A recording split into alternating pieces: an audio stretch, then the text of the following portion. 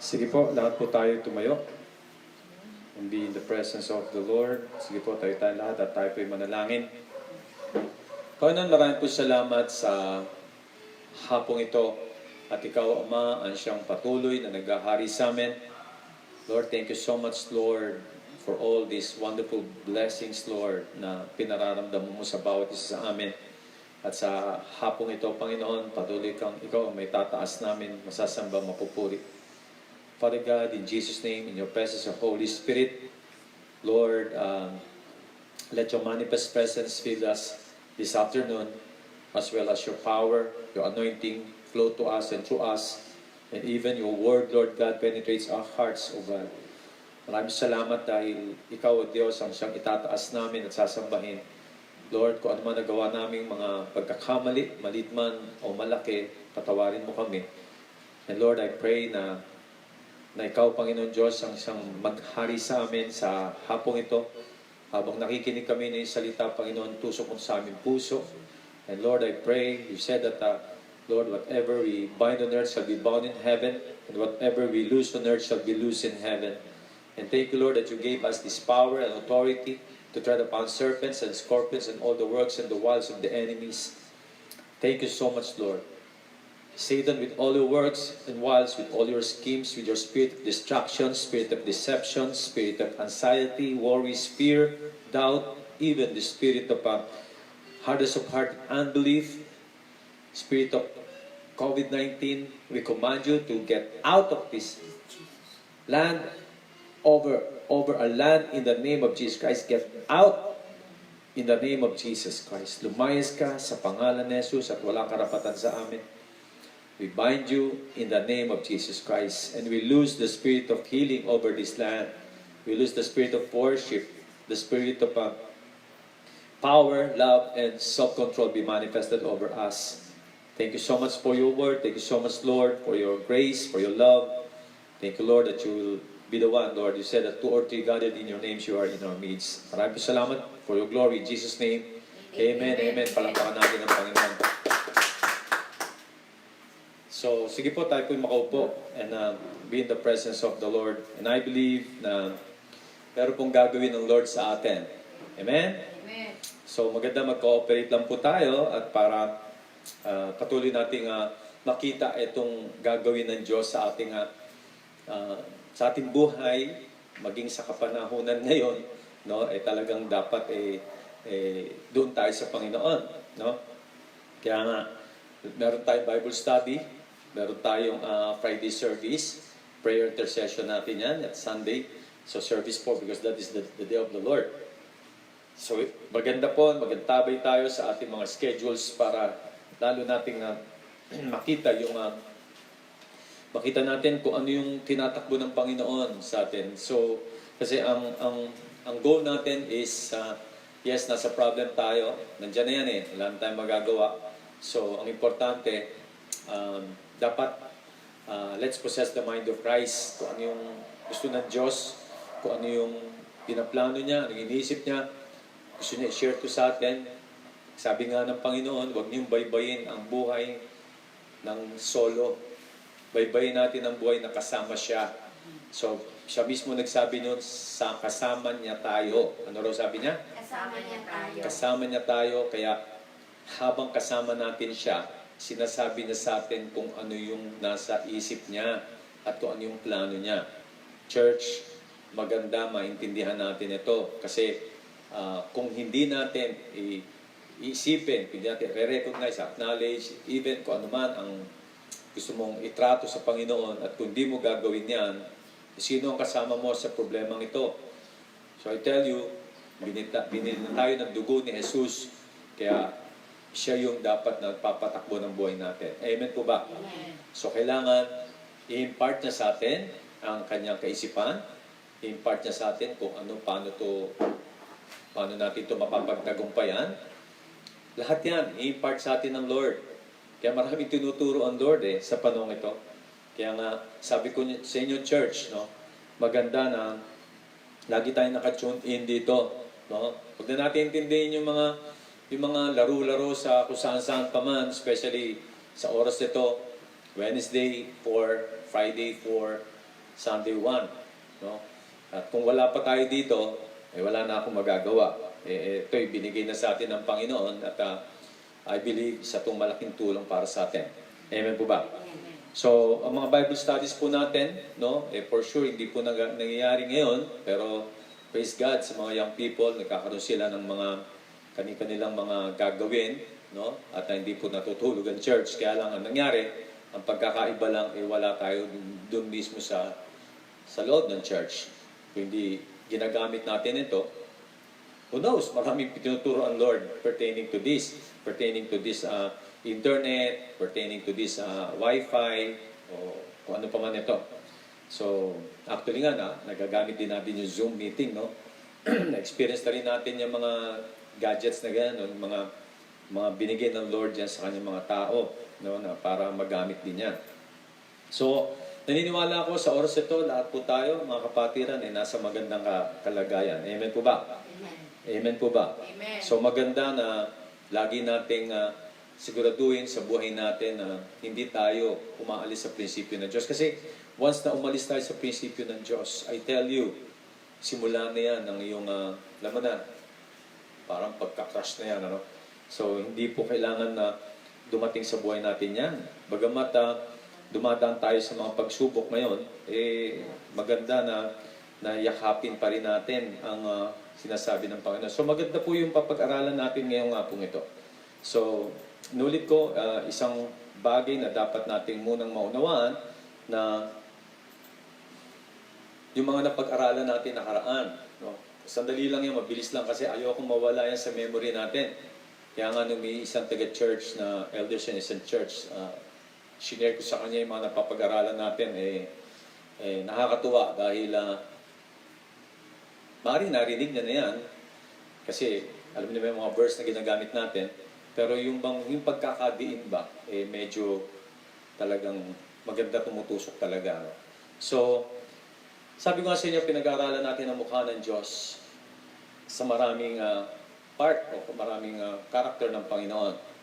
No? Meron lang akong dalawa na tinutukoy dito, maaaring yung harap ng mukha ng Diyos, yung kabaitan niya, at yung sa likuran niya, maaaring susunod, God willing, pag-aralan natin kung ano yung nasa right and left niya. Yun ay aking pananaw pertaining sa numerous parts ng Lord's nature or character ng Panginoon.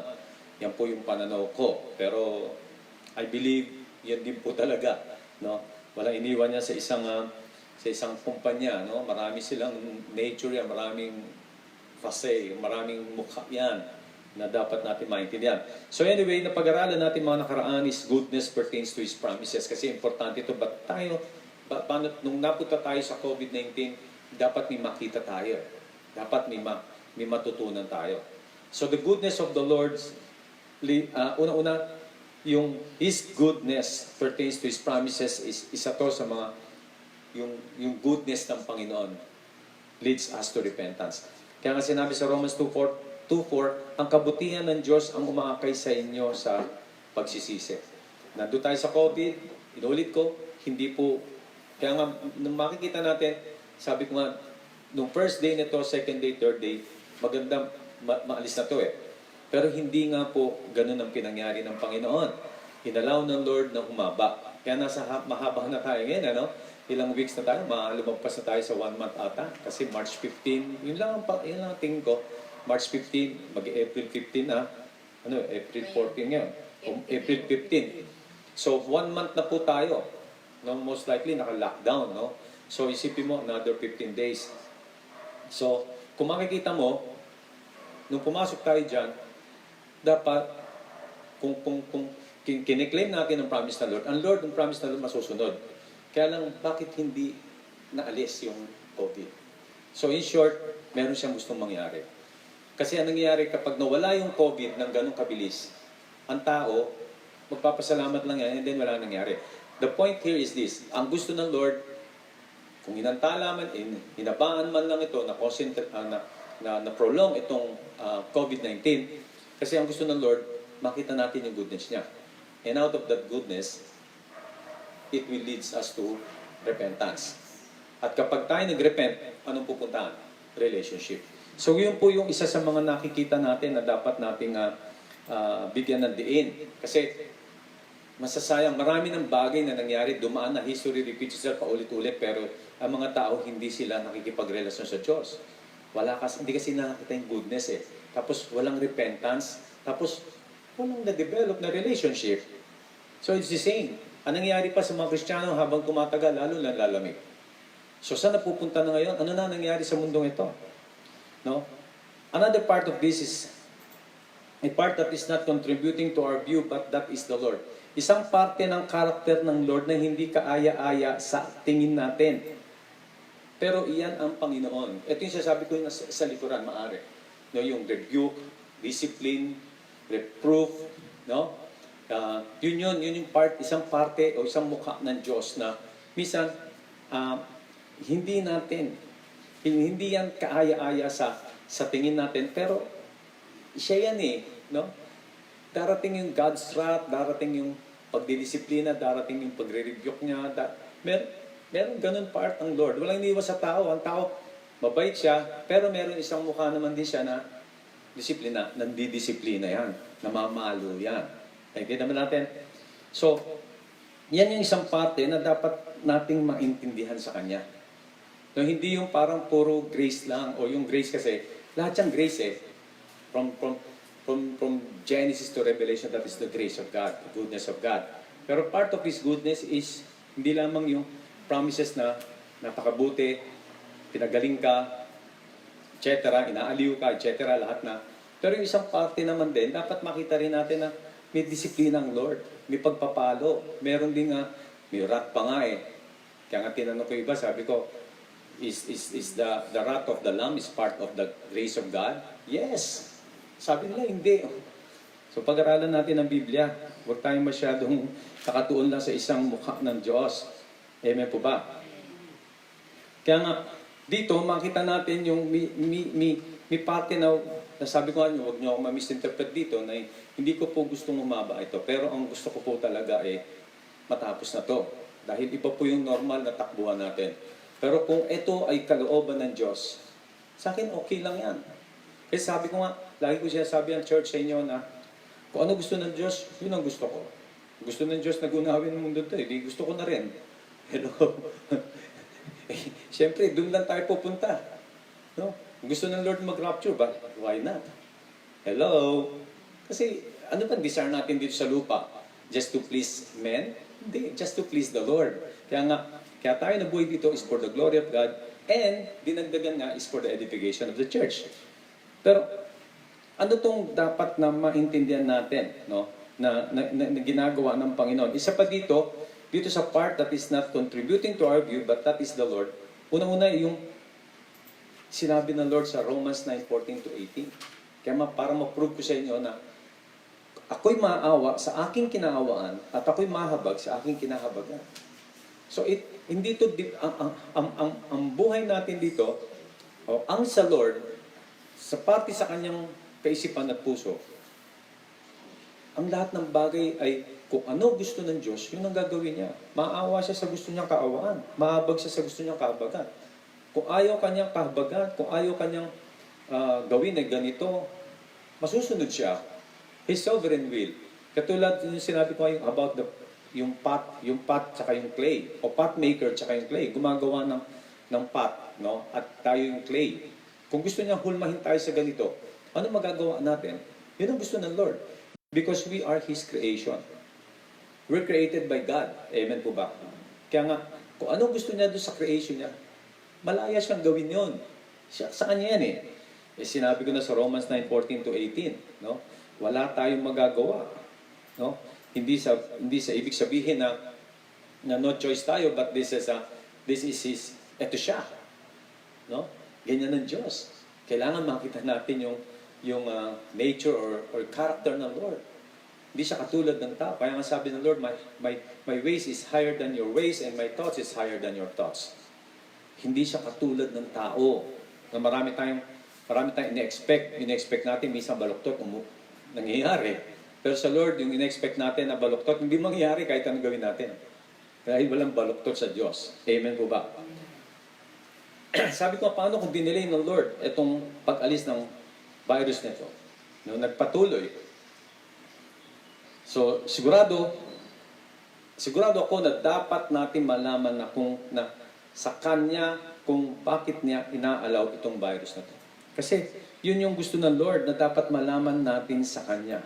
At ito ay ipapaalam din sa atin ng Panginoon. At isa yan na kung ano gusto niya, yan ang masunod. Pero kailangan na sa Bible yung sinasabi niya. Pangalawa, ang pagdidisiplina ng Diyos sa buhay natin dahil sa Kanyang pag-ibig. Sa Romans 8:28, ano ba nakasulat doon? And we know that all things work together for good to those who love God and to those who are called according to His purpose. No? Ano ibig sabihin dyan? Simple lang. Kaya tayo dumadaan, kaya pinangyari ng Lord ito kasi hindi, ang buhay natin hindi laging smooth sailing. Minsan nasa rough. No? Minsan na maalon. Minsan na ang buhay natin ay hindi magandang dadaanan natin. Katulad nga sabi ni Pablo, dadaan tayo sa butas ng karayom. No? Hindi madali, mahirap dumaan. Mahirap ang dadaanan natin. Yan ang sinabi ni Pablo. So dumaan siya sa persecution, etc. Dumaan siya sa hirap ng buhay, dumaan sa lahat-lahat, you name it. Amen po ba? At kung dumadaan tayo rito, ang pag-ibig ng Diyos ay hindi nagbabago. At kung dadaan man tayo rito, yung pangako ng Diyos ay patuloy pa rin pangako. Kung daraan man tayo sa mga may hirap na buhay, katulad ngayon, nasa COVID-19 tayo, yung pangako niya, itutuloy niya yun. Pero, kaya na tayo dinaan kasi meron siyang gustong gawin. Maaaring dinidisiplina na tayo. Tinuturuan na tayo. No? Katulad ng pagtsatsaga sa buhay, pagtitiis.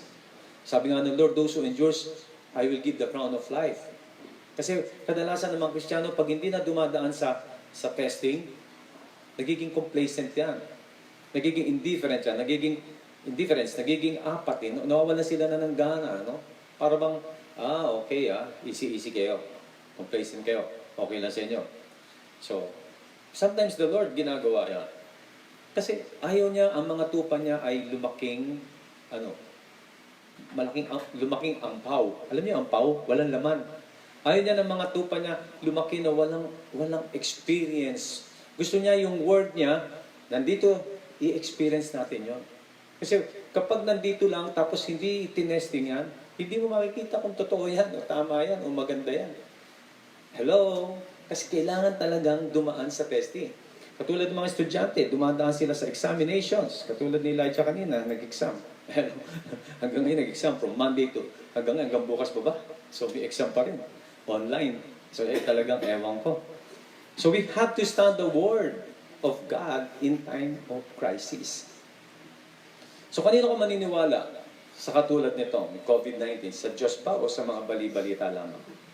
Tandaan natin kapatid, kailangan in spite of this situation, perilous time, sa Diyos pa rin tayo nakatingin.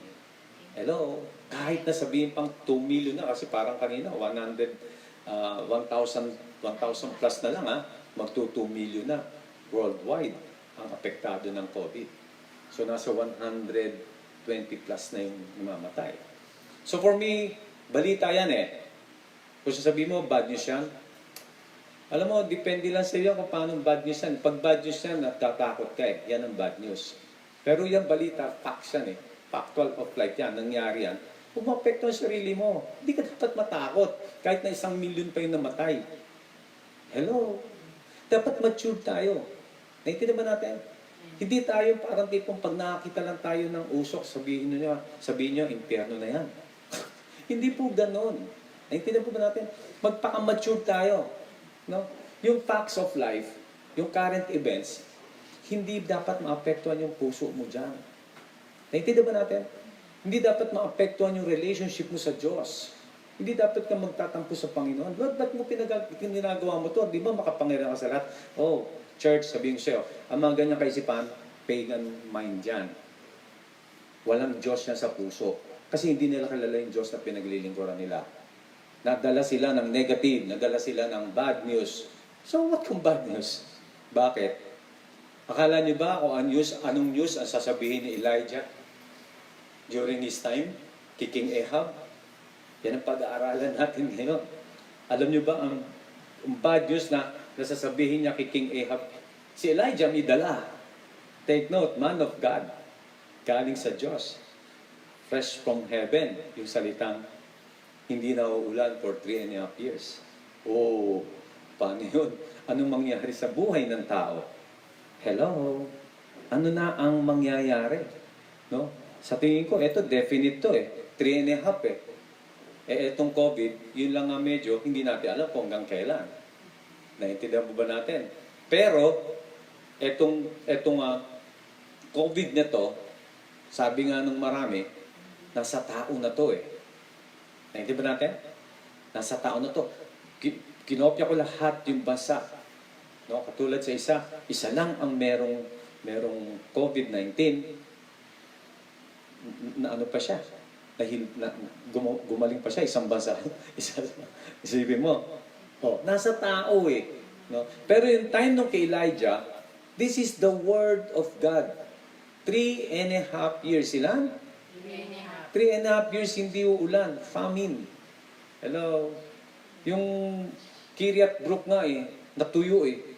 Nasabi ng Lord, pumunta ka ron at yung tubig doon, yun ang inumin mo. Ininom lahat ni Elijah, isipin natuyo yung river. So hindi po, no? For 3.5 years, famine, wala pong tanim. At saka yan ang pag-aaralan natin. So tignan natin to, no? Famine of Elijah's day, not raining for 3.5 years. Sabi mo sa katabi mo, 3.5 years. Hindi uulan. Yan ang sinabi niya. So kung titignan natin ng 1 Kings 17 verse 1, nakakasunod mo ba tayo, church? Nasa loob ng bahay, ha? Kaway-kaway lang tayo sa akin. Hindi ko pa nakikita. So anyway, so ano sabi dito sa 1 Kings 17.1? Si Elias na Tisbita, na nakikipamayan sa Gilead, ay nagsabi kay Ahab, King Ahab, habang nabubuhay ang Panginoon, ang Diyos ng Israel, ako'y nakatayo sa harap niya, hindi magkakaroon ng hamog o ulan man sa mga taong ito maliban sa pamagitan ng aking salita. Take note of those words. No? Talaga nakakagimbal to. No? Isipin mo, 3.5 years? Yung katulad nga lang kung kay Pero, yung kay Joseph, 7 years plenty and 7 years famine. Oh, baka-baybayin natin yan, ha? Baka-baybayin din natin yan. Pero kung titingnan natin dito kasi kay Elijah, no, talagang kung ikaw makakadinig ng balitang ito, wow, bad news to. Patayin niyo na nga yan si Elijah para wala na tayong marinig ng mga ganyan. Ano ba yan? So hindi po eh. That is the word of God. No? Kaya nga tulad natin, COVID-19. Paano ako sinabi ng Lord na extend ko ito? Kung sabihin ng Lord, extend ko ng 1 year ito. Extend ko ng, hello. It's the same with World War I, World War II. World War II, sabihin ko sa inyo, 6 years war yun. Noong 1939 to 1945 po ang gera na yan. So kung titignan mo, hindi ako negative. I'm not negative, I tell you. At hindi rin naman ako positive. Ako po ay naniniwala lang sa gusto ng Diyos. Kasi kailangan natin, kung babaybayin natin ang problema ngayon, baybayin natin to sa kaisipan ng Diyos. Hello? Hindi sa conditioning of the minds. Hindi po uso ang conditioning of the minds. Tinapon na yan sa impyerno. Hello? Tayo po ngayon ay bumabaybay ng katotohanan. Kaya nga sabi ko kanina, kung may problema ka, kasama mo ang Diyos. Huwag mong suluhin. At sa problema na yan, ang Diyos ay, pwede ko sabihin, namumblema rin. Dahil ayaw niya to eh. Pero kailangan mangyari to eh. Bakit? Yan nga, sinasabi ko kanina, yung mga dahilan na yun. Maraming dahilan. Maraming bakit pinangyayari ng Diyos. Doon sa mga sinabi ko, I tell you, direct from the Lord John, na mismo impressed by the Lord sa akin. So, nasa Word of God. So, ngayon po, kung titignan natin sa James 5:17, para maunawaan din natin ng gusto, yung katotohanan pertaining sa 3.5 years na sinabi ng Lord kay Elijah na hindi uulan. So James 5:17, si Elias ay isang taong may likas na gaya rin ng sa atin at siya'y taimtim na nanalangin upang huwag umulan at hindi umulan sa lupa sa loob ng 3 taon at 6 na buwan. Take note of those words. Katotohanan na hindi talaga umulan ng 3.5 years at the time of Elijah. Kasi Meron pong gustong gawin ng Panginoon. Hello? Kasi sabi nga sa inyo, sa rough roads, kasama natin ng Diyos, merong gagawin ng Diyos. Akala kasi natin, doon lang sa smooth. Kapag smooth sa Diyos yan, pag hindi smooth, saan yan? Sa Diablo doon. Wala na mga ganyang kaisipan ng bata pa tayong Kristiyano yan. Hello? Pero nung lumalalim tayo sa Panginoon, nakikilala natin ang Panginoon, na hindi po ganon. Amen po ba? Maganda mag-aral talaga tayo ng salita ng Diyos. Amen po ba? No, hindi yung puro kabutihan ng Diyos. Kabutihan ng Diyos. Maganda po yun. Lahat naman po yan ay kabutihan ng Diyos. Sa totoo lang po talaga. Pero yung per se, na sinasabi ko, ang Diyos ay nagpaparusa, ang Diyos ay nagdidisiplina, ang Diyos ay nagre-review. Tao nga po naging tao hello.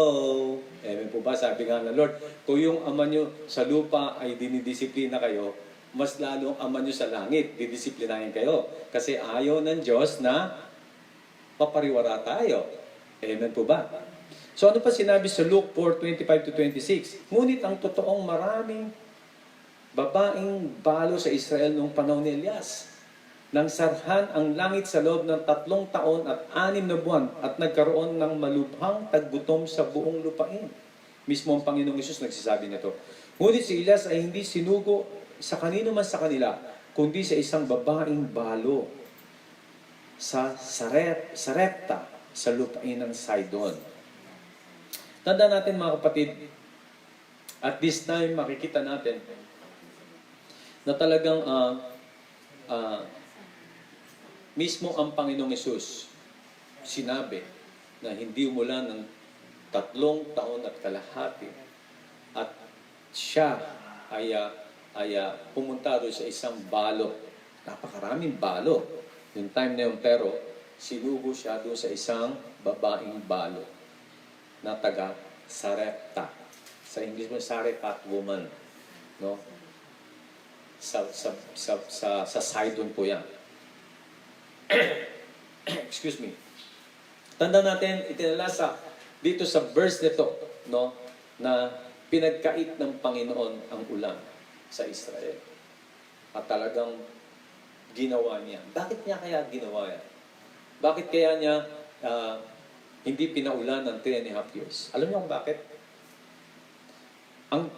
Itong famine nito ay nasa hatol ng Diyos dahil lagana po ang pagsamba sa mga Diyos-Diyosan. No? Na talagang ang mga tao noon ay hindi na ang Panginoon ang kanilang sinasamba. Diyos-Diyosan po ang kanilang sinasamba. So in short, kaya nangyari po ang famine at the time because of sin. And I believe it is the same in our days. Because this is worldwide.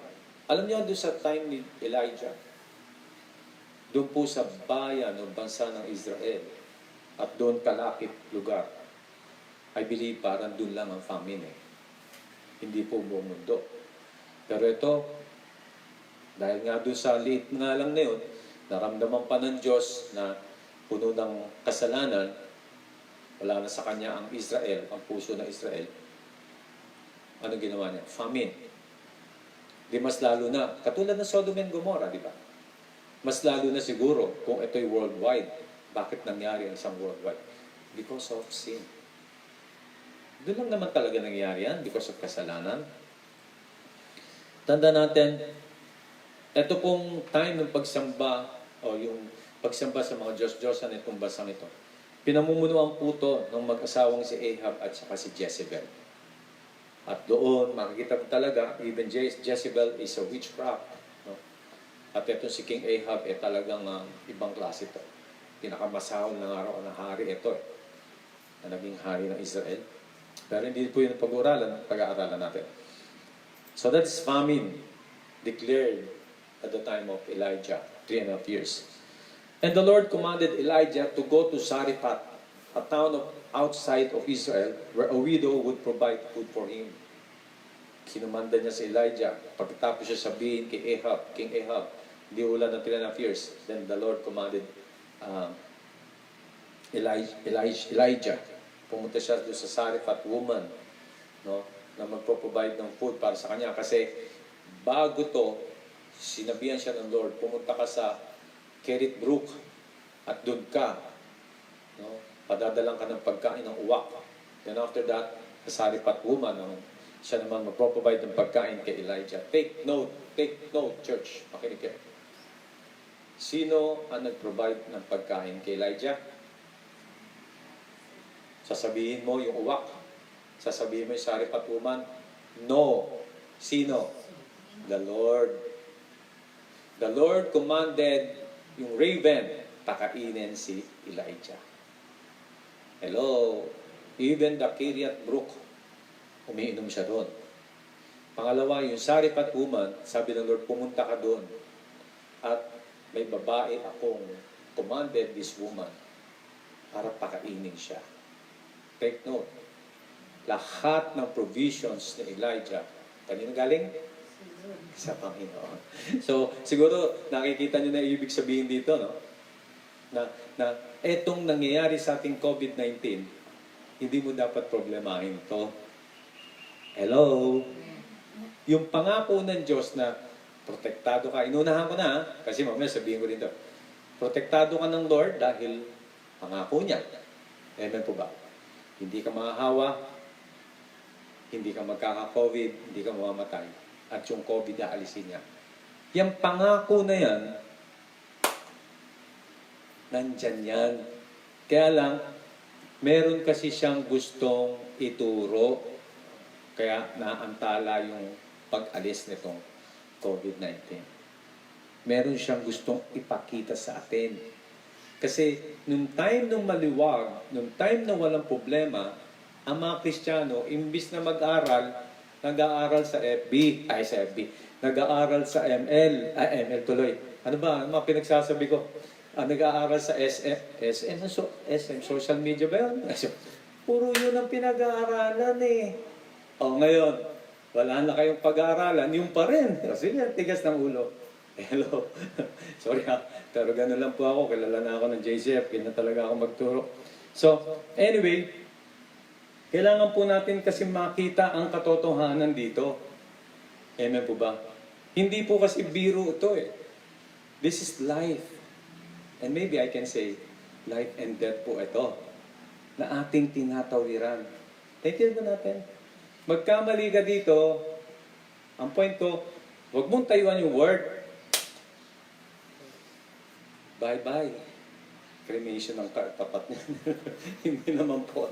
Hindi po ako ka-negative ng gusto, pero yan po yung totoo eh. Hindi na po nagbibiro talaga to. No? Alam, minsan talagang very complacent ang mga Kristiyano. Wala na silang heart, no? for the Lord. And the Lord commanded Elijah to go to Sarephat, a town outside of Israel, where a widow would provide food for him.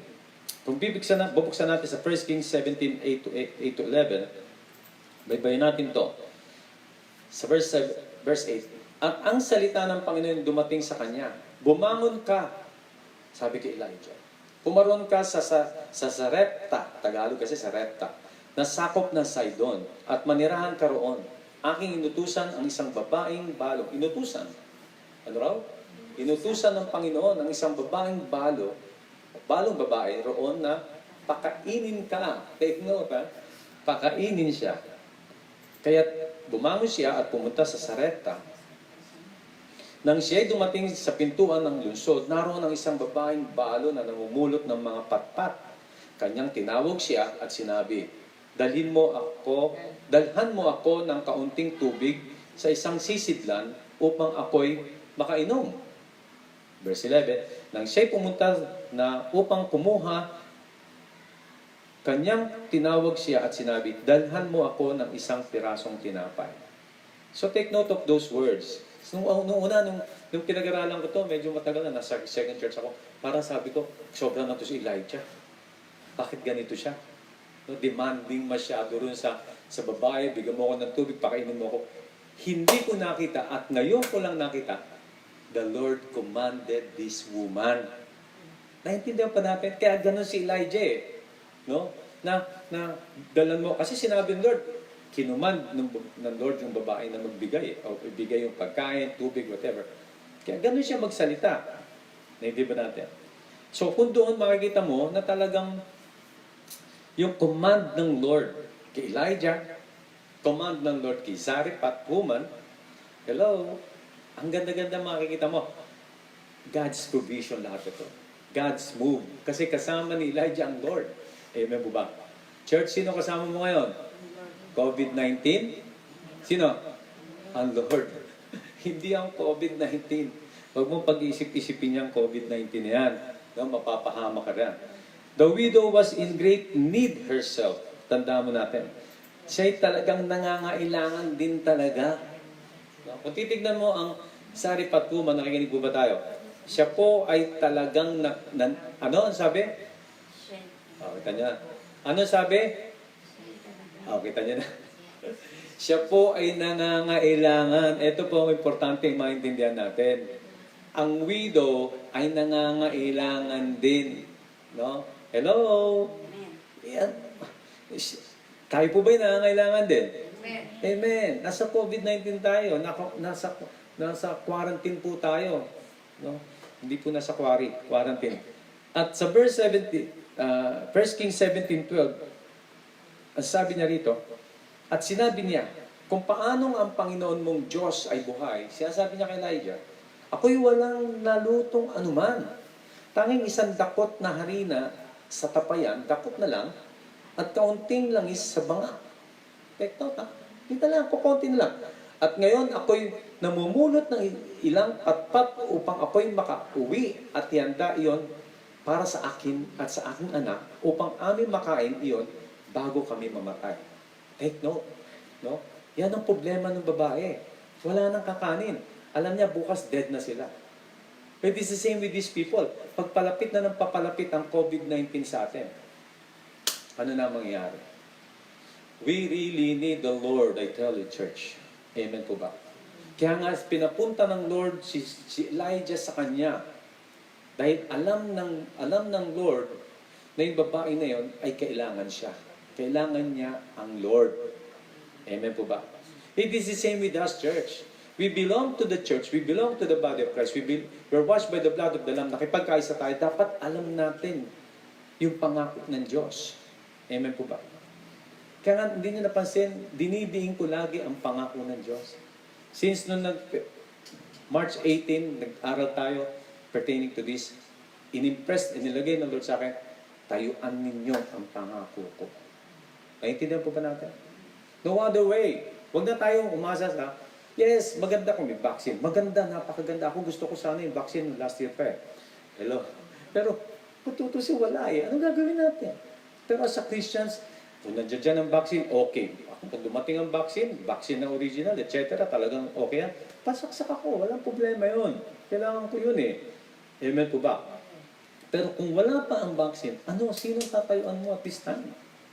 Naintindihan po ba natin, church? Hello? Napaka-importante na matayuan natin sa salita ng Diyos. Tignan natin yung test of faith to the widow. No? Yung tines yung pananampalataya niya. Itong widow nito. Nung time nito, makikita mo, there's a testing. It is the same with us. Testing na nga yung nakikita ng babae na yan eh. Na alam niya, 3.5 years, nabalitaan na rin yan, na hindi na uulan. Wala na silang pagkain. Wala silang makuha. So sa 1 Kings 17:13-14, sinabi nila sa kanya, huwag kang matakot. Ano raw? Fear not, it's the same with us. Humayo ka at gawin mo ang iyong sinabi. Ngunit igawa mo muna ako ng munting tinapay. Pinipilit ni Elijah di ba? Hello, ba't niya pinipilit ito? Alam niyo marami. Magandang katuruan to. Napakaganda, malalim na malalim to. Pinipilit niya to kasi gusto niyang itanim sa puso ng babae.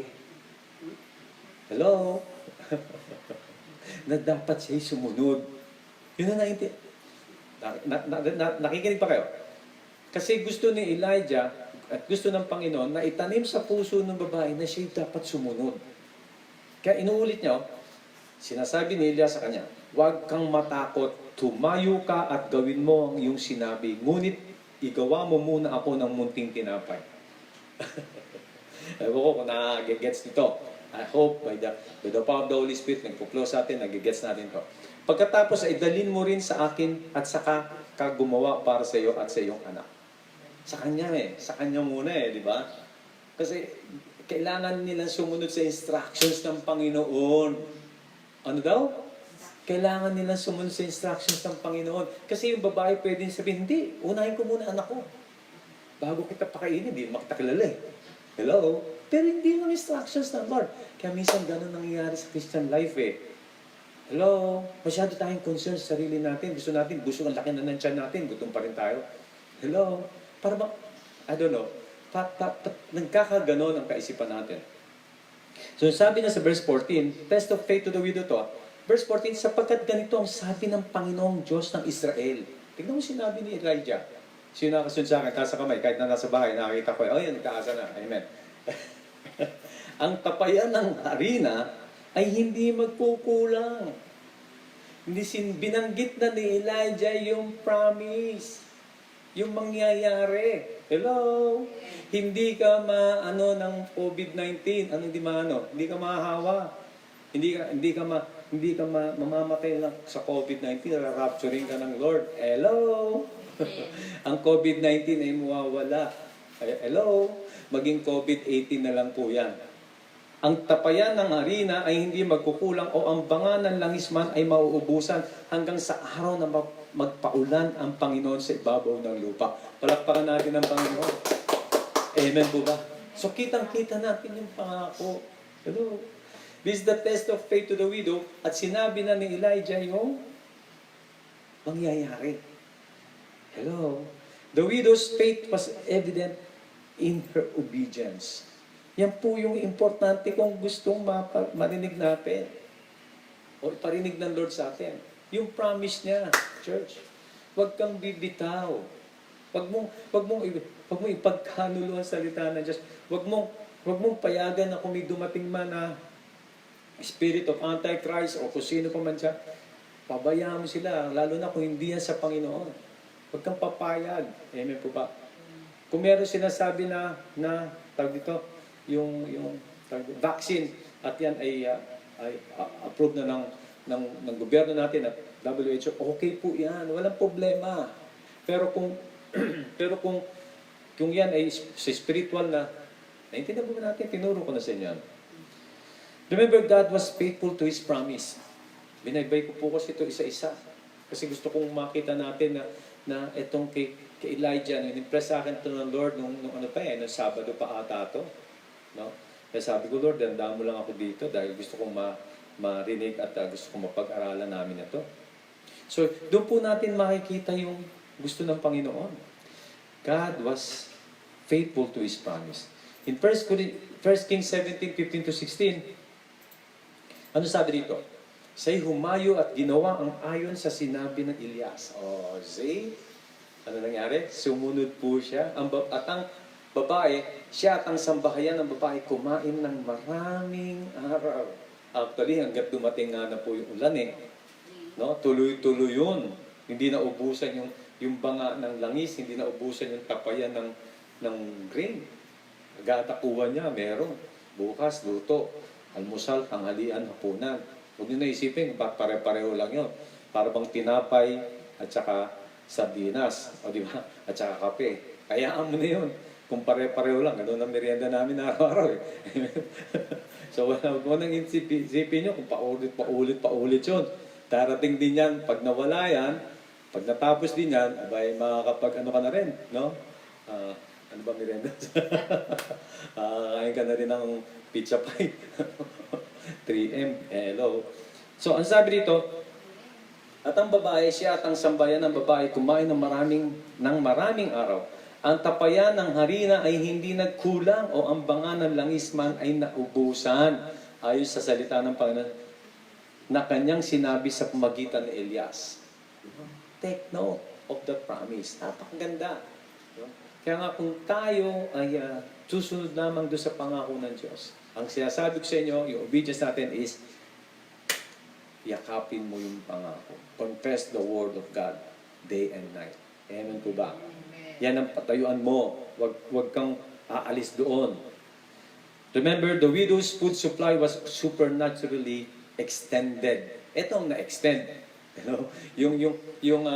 Yung supply, no, ng pagkain doon sa Sarifat woman as promised. Ulitin ko, the widow's food supply was supernaturally extended as promised. Hindi po siya, kumbaga sa nagkulang. Or pagdukot niya, wala, ba't nagkaganon? No? Siguro kahit na nag-doubt siya, nandoon pa rin eh. Kasi yun ang pinangako sa kanya ng Diyos. Amen po ba? Kasi ang Lord, tumatayo siya doon sa pangako niya. Ang gift kasi, ibibigay niya sa'yo abundantly. Wala nang question dyan sa Panginoon. Ganyan kabuti ang Diyos natin. Sabi mo, ganyan kabuti ang Diyos natin. So, binaybay natin, no, yung mga nakaraan na dapat ay maintindihan natin. Yung natutunan natin yung nakaraang Wednesday. Yung bang all things work together for good to those who love the Lord. Diba? Pero dapat, kapag dumaan tayo sa isang problema katulad nitong Sarifat woman na to, this is a problem. Hindi ko na inisip yung kay Elijah, no? Kasi si Elijah is the prophet of God. Sa Sarifat woman, dumadaan tayo sa problema. Amen po ba? Pero kailangan alamin natin ang mga pakinabang ng ating pinagdadaan ng problema. Alamin natin ang pakinabang ng ating paghihirap. Amen po ba? Dapat malaman natin yun eh. Dapat maintindihan natin to. Bilang anak ng Diyos, dapat malaman natin sa Panginoon ang mga dahilan kung bakit inalaw ng Lord ang mga paghihirap na dinanas natin. Kasi hindi po ito simple lamang. Dapat matutunan natin to. Meron po kasing tinuturo ang Panginoon sa atin. Amen po ba? Nalaman natin na maaring dahil sa disiplina, patience, attitude, marami siyang itinuturo sa atin. Kaya nung dinaan tayo sa mga problema na yun, tayo turo ko na yun dyan. No? Romans 8:28, no? All things work together for good. At patungkol po sa Sarifat woman, nakita natin ang kanyang pinagdadaanan patungkol sa kanya at sa kanyang solong anak. At syempre, sa panahon ng tagutom for 3.5 years. Take note, wala na silang kakainin, last meal, then bukas patay na sila, sabi niya. At nandyan pa yung 3.5 years na famine. Siya mismo ang nagsabi na huling pagkain na lang nila ang nasa garapon. Wala na po silang kakainin pa. Maaaring marami tayong tanong, no? Kung ano-ano, ang mga pakinabang ng ating paghihirap. Yung bang tinatawag na benefit of our suffering. Pwede tayong magtanong, pwede nating alamin kung ano yung mga, minsan yung mga tanong natin ay dapat talagang masagot din yan, no? Ano makukuha natin kung tayo ay dadaan sa paghihirap? Dapat alam natin kung meron tayong pakinabang. Tawagin ang benefit of our suffering.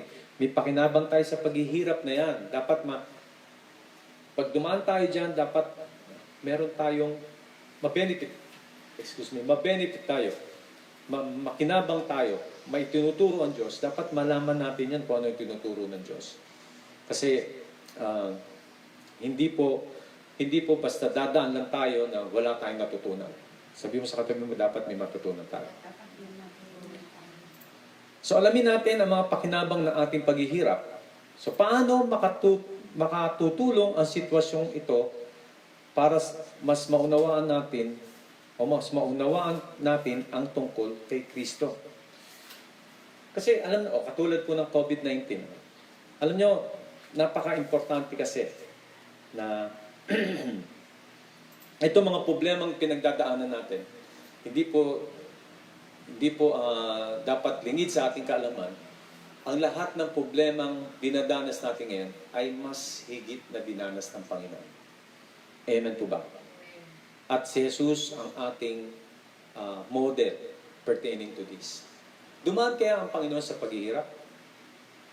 Wala nang sumasagot sa akin. Dumaan ba ang Panginoon sa paghihirap? Yes. Napakatinding paghihirap ang dinaanan ng Panginoong Jesus. Kaya nga sabi ko, paano makatutulong ang sitwasyong ito para mas maunawaan natin ang tungkol kay Kristo? Kasi si Kristo ang model natin, kaya kailangan makita natin paano niya napagtagumpayan ito, paano siya na-benefit dito, at paano rin tayo mabe-benefit dito sa suffering na ito. Naintindihan mo natin? So, katulad ng paghihirap ni Kristo, si Kristo ba yung naghirap? Yes. Kung sasinin natin sa Isaiah 53 verse 3, siya'y hinamak at itinakwil ng mga tao. Isang taong nagdurusa at sanay sa kalungkutan at gaya ng isa sa pinakakublihan ng mukha ng mga tao, siya'y hinamak at hindi natin siya pinahalagahan. So kung makikita mo yung ginawa sa Panginoong Hesus, siya po ay kinutya, pinagkanulo, binugbog, ipinahiya, pinabayaan at pinaratangan ng mali. So kung titignan mo yung pinagdaanan ng Panginoong Hesus, mahirap po yan. Amen po ba? Kutsain ka, pagkanulo ka ng kaibigan mo, binugbog ka, pinahiya ka, pinabayaan ka. Wow, nagsolo ka na ron, no? Sa buhay na ito. At pinaratangan ka pa ng mali. Take note, accusations. No? Wala naman siyang kasalanan, pero yun ang nangyari sa kanya. Pero dapat makita natin yung ganda dito. Kasi meron tong dahilan kung bakit ito'y pinayagan ng Diyos na gawin sa kanya to. Kung titignan natin, katulad sa Sarifat woman, sa 1 Kings 17:12, una kanina sa Panginoong Hesus, tignan natin sa Sarifat woman at tignan din natin sa kasitwasyon natin. So tatlong pangyayari po yan. Sa Panginoong Hesus, kanina raw? Sa Sarifat woman at sa atin. Sa Panginoong Hesus, kinutya siya, pinagkanulo, binugbog, pinahiya, pinabayaan at pinaratangan na mali. Sa Sarifat woman, ano nangyari? 1 Kings 17:12, at sinabi niya, kung paano ang Panginoong mong Diyos ay buhay, ako'y walang nalutong anuman, tanging isang dakot na harina at tapayan. Sa tapayan, at kaunting langis sa banga. At ngayon, ako'y namumulot ng ilang patpat upang ako'y makauwi at ihanda iyon para sa akin at sa aking anak upang aming makain iyon bago kami mamatay. Take note of that, my experience ng babae. Kumuha siya, luluto niya yon, last meal. Bukas, patay na sila. And that's it. So, paghihirap ng babae, they Sarifat woman. It's the same. Naghirap ang Panginoon, naghirap din ang Sarifat woman. At katulad natin, panahon ng COVID virus, ano ang sa tingin mo ang nararamdaman natin? Hello? Sa tingin mo? Mahirap ang pakiramdam. Pero we need to know kung ano ang nararamdaman ni Kristo patungkol sa problema. At ano naman ang dapat makita natin dito patungkol kay Kristo. Pero tingnan muna natin sa atin. Ano ang tingin mo ang nararamdaman natin? Naghihirap pa tayo? Naka-confine tayo? Naka-community quarantine tayo? No? Pag lumabas tayo, may social distancing, lahat, no? May naka-lockdown tayo, etc. Yung pagkain natin, limited, no? Lahat, di natin alam kung anong mangyari bukas. So, you name it. No? Talagang mabigat yung pinagdadaanan natin. At ano naman dapat natin makita tungkol dito sa pakiramdam ng Panginoong Hesus?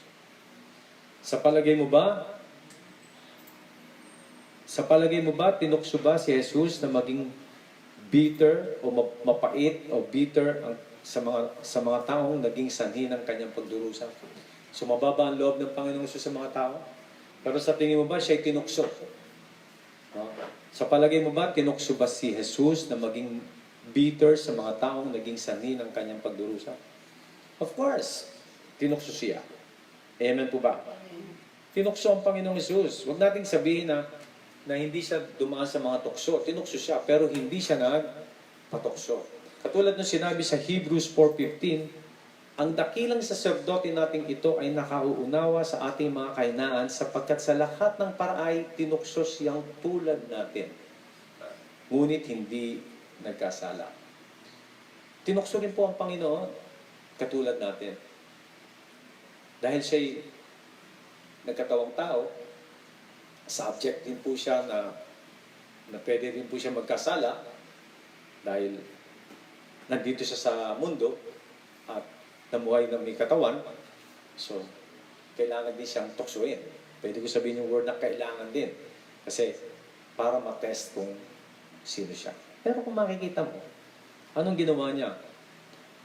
Ngunit hindi nagkasala. Amen po ba? Without sin, hindi po nagkasala ang Panginoon. Ito po yung pagkakaiba ng man's natural responses of anger and bitterness. No? Kapag tayo ay namumblema na, dumating na ang COVID-19, nandiyan na yung galit, nandiyan na yung puot, nandiyan na yung sama ng loob, nagpapasukan na sa isipan at puso natin. Kasabihin natin, ano na yung buhay na ito, mamamatay na tayo lahat. Halos ganun ang ating kaisipan. Hello? Jesus Christ's responses of trust and perfect obedience to His Father's will. Patuloy po siyang sumunod. Nagtiwala at sumunod ang Panginoong Hesus. Ang mga sagot ng Panginoong Hesus ay magtiwala at lubos na sumunod sa kalooban ng kanyang Ama. Hindi po siya umalis doon. Nagtiwala at sumunod siya sa kalooban ng kanyang Ama. It's the same with us, brothers and sisters. Pero kung titignan mo ang Panginoong Hesus, ganito ang ginawa niya. Sumunod siya. It is the same with us. No? Or it's the same with Sarifat woman. 1 Kings 17:15-16. Matatapos na po ako. Sabi sa 1 Kings 17:15-16, siya'y humayo at ginawa ang ayon sa sinabi ni Elias. At ang babae, siya at ang sambahayan ng babae kumain ng maraming araw. Ang tapayan ng arina ay hindi nagkulang o ang banga ng langis man ay naubusan ayon sa salita ng Panginoon sa kanyang sinabi sa pamamagitan ni Elias. Hello? Sumunod din po ito. May sinabi ni Elias sa kanya, pero siya man ay humayo at sinunod ang sinabi ni Elias. Very vigilant. Nagtiwala siya sa sinabi ni Elijah. At sumunod siya sa sinabi. Dahil sinabi ng Panginoon, hindi matutuyuan ang iyong lalagyan ng pagkain. Church, at katulad din natin sa panahon ng COVID-19 virus, ano ang sabi ko sa inyo? Church? Ano ang sabi ko sa inyo? Kapag dumating ang time na to, stand the word, the promise of God to us. Kaya inulit ko sa inyo, tayuan ninyo ang salita ng Diyos, yung pinangako niya sa atin. At huwag nating payagan na ito ay hindi natin tayuan during this time. And even kung ito pa ay lalala at lalala. At kung meron pang mangyari pang iba. Just stand the word, I tell you, church. Ito po ang number one na mensahe sa akin ng Panginoon. Tayuan natin yung pangako niya. Ang isang pangako na gusto kong idiin sa puso mo, by His stripes were healed 2,000 years ago. Pertaining to COVID virus. Pinagaling ka na niya 2,000 years.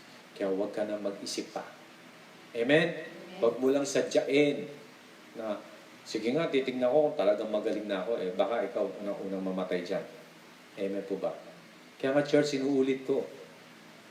Tayuan mo ang salita ng Diyos. Katulad nga, sinabi rin, at ito po ang dapat natin gawin sa Hebrews 4:16. Kaya't huwag na tayo mag-atubuling lumapit sa trono ng mahabaging Diyos at do'y kakamtan natin ang habag at kalinga sa panahong kailangan natin ito. It's about time na we have to connect ourselves doon sa throne room ng Lord. Paano tayo makukonect? Pray every day. Amen? Tayuan mo yung promise. Sabihin mo sa Lord, Lord, nangako ka. Kaya nga, out of this, nagagawin mo, manalangin, tayuan ng pangako, i-claim mo lagi yan, sinabi ng Lord ito. Kaya tutuparin ng Lord yan. Kaya nga kay Elijah, makita mo, pinakain siya. Hindi siya nag-worry. Amen po ba? Alam niya makakain siya. God will command everything. Amen po ba? Kaya nga sabi ko sa inyo, kung wala na kayong pagkain sa hapagkainan, wala na talaga, tubig lang. Alam mo, konti na lang sabihin ko sa inyo na talagang pinilagay ng Lord sa puso ko, magugulat ka, bigla may pagkain darating dyan. Amen po ba? Hindi po yung tangay ng pusa, kundi ito yung talagang pagkain na magugulat. Wow, ano na? Yung pagkain na ilang fishes ba? 5 and 3 loaves of bread and 5 fishes. Nag-multiply. Jesus Christ the same yesterday, today, and forever. Amen po ba? Remember, pinakita to ng Panginoon. Pinakita niya ang tamang kaparaanan dito sa paano natin tutugunin, ano ang respond natin dito sa suffering na inaabot natin. Remember, kapatid, marami tayong matututunan tungkol sa mga pangyayaring ito. All things work together for good. Tignan lang natin yung naging buhay ng Panginoon Jesus. Kung ano ang respond niya rito. Kung ano ang mga kanyang mga naranasan dito. Kailangan lang natin, brothers and sisters, pag-aralan natin sa salita ng Diyos, maging alerto lang tayo doon sa responses ng Panginoon nung siya ay naghihirap. Dahil at this time, naghihirap tayo. Sundin natin ang mga example ng Diyos na binibigay sa atin ng banal na Espiritu sa bawat sitwasyon na na-encounter natin. No, kaya nga lagi tayong makinig sa Holy Spirit Huwag natin payagan na siya mawala sa atin. At tanda natin, naintindihan ng Lord ang lahat ng suffering na ito. Buong-buong kuwang-kuwa ito ng Panginoon. Amen po ba? Amen. Remember, sa pagitan ng mga trials nito, especially itong COVID-19 virus nito, may dinidevelop po ang Lord sa atin. Ito sa church. Marami po. Tanda natin, sabi ko nga sa inyo dati, pag-aaralan natin ang mga iba't ibang na-experience ng Panginoong Jesus pertaining sa suffering niya. At may mga pwede nating tanungin, alamin kung ano yung dapat natin makuha during this suffering or this COVID-19. Meron po siyang ipapaalam sa atin. Amen po ba? Amen. At dapat natin gawin, church, sabi ko nga sa inyo, patuloy tayong manalangin, alamin natin kung anong plano ng Diyos dito, sumunod lang tayo sa Panginoon, at sumunod din tayo sa ating gobyerno. Na huwag natin payagan na tayo ay maging isa pang problema ng gobyerno. No? Remember, this is a time for us to share the gospel to our family, immediate family. Pag-pray natin yung ating mga kapatiran na nanglalamig, nanghihina. No? Nulit ko, church, please, nulit ko sa inyo, lahat po ng kaibigan ninyo na nasa FB, na nasa messenger ninyo, invite ninyo manood dito sa FB Live natin. Amen po ba? Kung sinasabi nila na may pinapanood na sila, invite mo lang, hayaan mo ang Lord doon, kasi iba po ang mensahe natin. Ito po ay, hindi ko naman sinasabing direct from the Lord, pero I believe meron pong gustong ipaalam ang Lord sa atin na talagang babaybayin natin to isa-isa na kung paano natin mapapagtagumpayan ito. Ang tagumpay lang naman is the Lord Jesus. Kaya lang, alam natin yon, pero hindi natin alam kung paano ang detalye noon, kung paano natin matatanim to sa puso natin. Sometimes we know this. Pwedeng pagdating ng time, Lord, help me. Lord, you're my helper, di ba? Hanggang dun lang. Pero hindi mo alam, tayuan mo lang palit pangako. Ano pinangako ko sa'yo, anak? Hello? Minsan yun ang pinopoint natin dito Hindi natin nakukuha yung talagang sinasabi ng Panginoon. No? Sometimes we pray na, Lord, bahala ka na. Hindi po pwedeng gano'n ang prayer. Lord, tulungan mo ako. Hindi rin po gano'n ang prayer. Yes, maganda pakinggan na.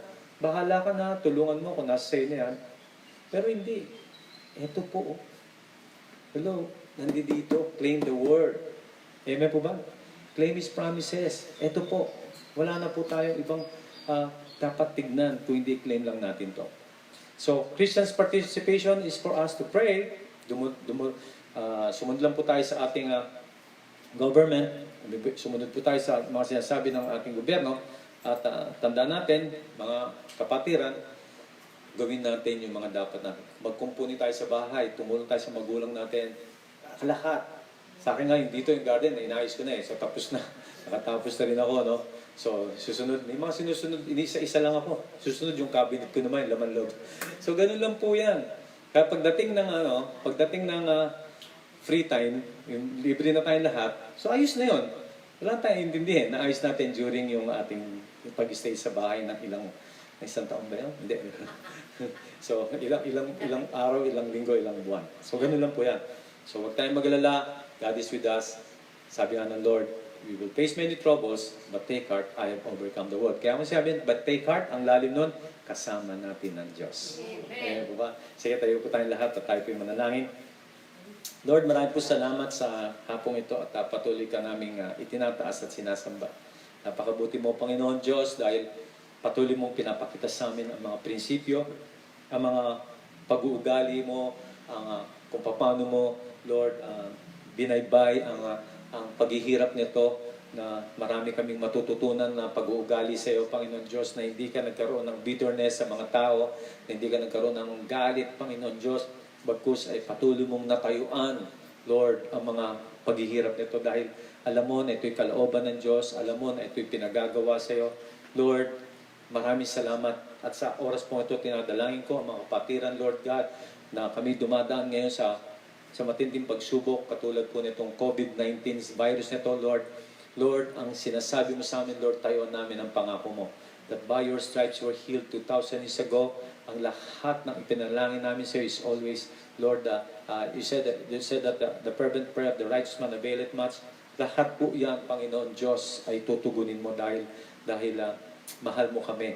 At gusto mo, Panginoon Diyos, dumaan man kami dito, mga pangakong ito'y matutupad, pero gusto mo idaan kami upang may matutunan kami, madisiplina kami, makapagtiis kami. Lord, sabi mo, sino magtiis siya, mabibigyan mo ng crown of life. Kaya Lord, maraming po salamat. Ibuhos mo, Lord God, ang iyong kaisipan, ang iyong salita, ang mga tuntunin mo upang lalo namin, Lord, ma-apply ito sa aming buhay. Maraming po salamat. Ingatan mo yung mga anak, Panginoon Diyos, kanilang mga ginagawa. Yung pangako mo ay tutuparin mo, Lord, na walang mahahawa sa iyong mga anak. Wala pong magkakaroon ng COVID-19 at di po mamamatay ang sino man. At Lord, ang COVID-19 ito, Lord, ay tatanggalin mo, Lord, as soon as possible. Maraming po salamat sa biyaya. Ikaw ang patuloy na itatas namin. Pagpalayan mo ang bawat isa sa pagkainan, Lord. Nandiyan dyan ang provisions mo. Maraming po salamat for your glory in Jesus' name. Amen, amen, amen. Palapakan natin ang Panginoon. So God bless po, church. Pagpalain kayo ng Panginoon. See you po on Friday, 4 o'clock. Amen po ba? God bless po. God bless.